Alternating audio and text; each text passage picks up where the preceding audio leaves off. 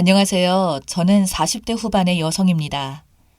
인간이 돈 앞에서 얼마나 더러워지고 간사해질 수 있는지 살아가면서 저는 아주 뼈저리게 느꼈습니다. 혹시나 저처럼 안일하게 대처했다가 큰 낭패를 보시는 분들이 있을까 해서 이렇게 조심하라는 차원에서 제 이야기를 사연으로 보내봅니다. 저는 20대 후반에 개차반 같은 전 남편을 만나 결혼을 한번 실패한 적이 있습니다. 연애할 때 임신을 해서 결혼을 하게 됐는데 전 남편은 결혼 전과 달리 결혼하고 난 뒤로 본색을 드러내던 사람 같지 않던 놈이라 맨날 바람 피우고 제가 그런 걸로 뭐라고 하자 기가 막히게도 오히려 저보고 어쩔 거냐며 도발하던 인간이었죠.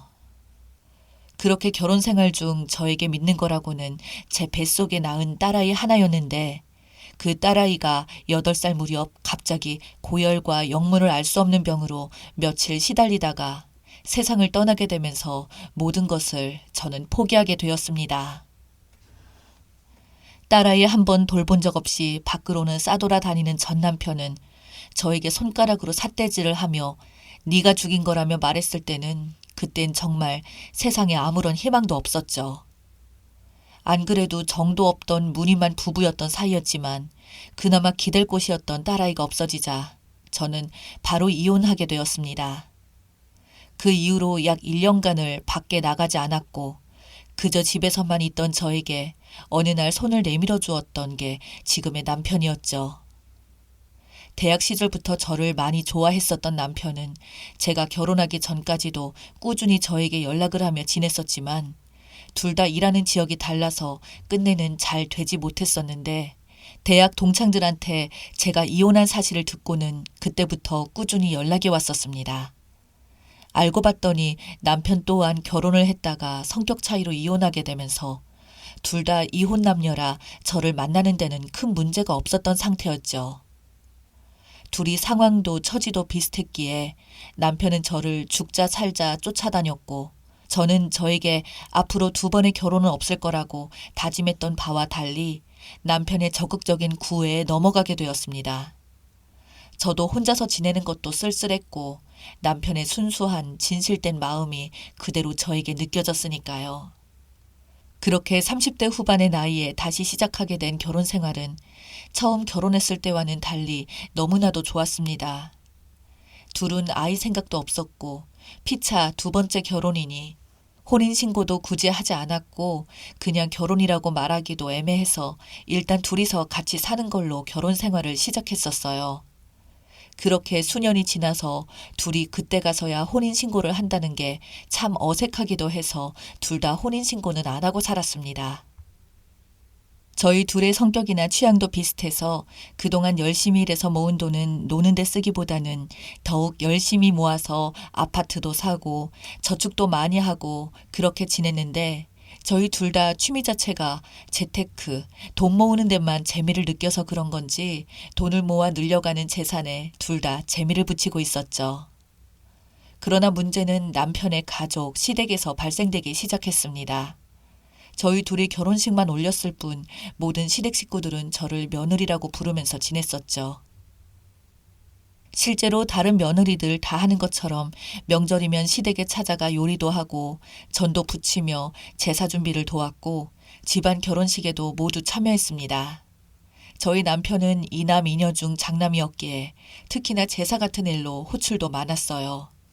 또한 남편 형제 중에 저희 부부가 제일 잘 살았는데 시누이나 도련님 같은 경우는 시집 장가를 가서도 맨날 형편이 어렵다며 뻔뻔하게 가족 개를 하자고 하고서는 그렇게 막상 또 돈이 모이면 개주이던 도련님이 먹지를 않나. 그 돈도 알고 보면 다른 시누이들은 한 푼도 안 냈고 저희만 주구장창 내던 돈이더군요. 택시기사 일하면서 힘들다고 하던 도련님과 시누이의 남편이 태권도 도장이 어렵다. 이번 달 월세 좀 어떻게 안 되겠냐. 등에 핑계를 대며 수시로 저희 남편에게 찾아와 마치 돈을 맡겨놓은 것 마냥 돈을 달라고 하였고 그렇다 보니 남편만 주는 것도 뭐 해서 제가 사비를 줄 때면 시어머니는 며느리가 너무 잘 들어왔다고 시누이들 역시 새언니 너무 좋다고 하였고 도련님 또한 형수님 없었으면 우리 어머니 어쩔 뻔했냐고 말하면서 제 손을 잡고는 여러 번 굽신굽신 되던 사람들이었습니다. 그래서 저는 이분들이 돈 버는 능력이 부족해서 그렇지 사람이 나쁜 사람들이 아니고 또 남편이 가족들을 끔찍히 아끼는 마음을 알기에 저도 그들을 그렇게 나쁘게 바라보지 않았습니다. 돈 문제로 소가리는 몇 번 했어도 겉으로 보이는 모습들은 항상 좋았으니까요. 뭐 그럴 수밖에 없었죠. 대부분의 돈들은 저희 부부가 다 냈으니까요. 그렇게 10년을 넘는 시간을 살아왔습니다. 그동안에 홀로 계신 시어머님마저 돌아가셔서 시부모님 자체가 두 분 다 안 계시게 되었죠. 그 제사상도 저희가 모두 차려드리고 그 뒤로도 명절이면 시누이와 도련님이 저희 집에 찾아와 인사를 하고 지내는 게 일상이었습니다. 그때마다 저희 부부는 조카들에게 용돈도 주면서 보탬이 되라고 도와주기도 했고요. 그러던 어느 날 남편이 고혈압이 문제가 되었는지 집안에서 갑자기 쓰러진 것을 발견하였고 병원에 다급하게 실려갔으나 남편은 끝내 의식을 차리지 못하고 병실에서 혼수 상태로 즉 식물인간으로 누워있게 되었습니다. 그때 저는 너무 슬프고 힘들어서 병원에 있는데 남편이 언제 깨어날지도 모르고 이대로 있다가는 몇 년 살지 못하고 죽을지도 모른다고 말하자 시댁 식구들의 분위기가 심상치가 않았습니다. 그러던 어느 날 갑자기 시누이와 도련님이 저한테 다가와서는 당신 나가! 라고 소리치더군요. 그래서 제가 무슨 소리인지 알 수가 없어서 그저 아무 말 없이 멍하니 서 있자 여기는 가족들만 모이는 장소라고 하더군요. 그래서 저는 제가 남편의 아내인데 무슨 소리를 하냐고 하니까 혼인신고도 안 했는데 아내는 무슨 아내냐고 우리 가족 중에 당신을 형수로 생각하는 사람 아무도 없으니 당장 나가라고 하는데 기가 막히고 어이가 없더군요. 그러면서 결국은 저를 그곳에서 억지로 끄집어내서 밀치는데 그때부터 문제가 복잡해지기 시작했습니다.